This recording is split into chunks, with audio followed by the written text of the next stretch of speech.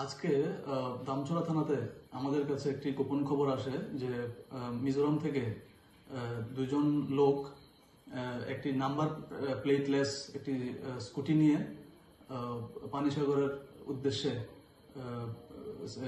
Heroin smuggling এর উদ্দেশ্যে যাবে।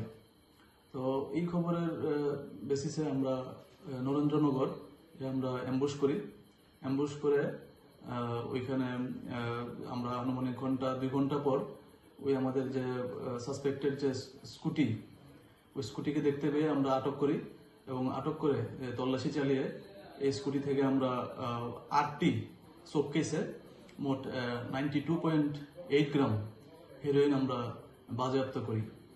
তাদের সঙ্গে একটি অ্যান্ড্রয়েড ফোনও ছিল। সঙ্গে আমরা যে নাম্বারলেস বিহীন যে নাম্বার প্লেট বিহীন যে স্কুটিটা সুজুকি অ্যাক্সেস, এটাও আমরা সিজ করি।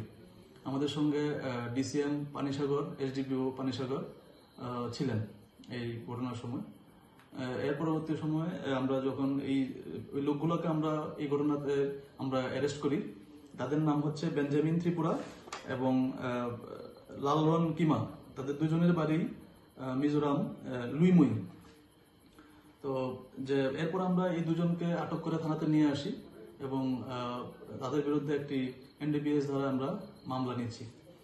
আর যে বাজেয়াপ্ত করা যে হেরোইন 8টি শোকেসে যে হেরোইন ছিল 92.8 গ্রাম, এর বাজার মূল্য আনুমানিক প্রায় 8 থেকে 10 লাখ টাকা হবে।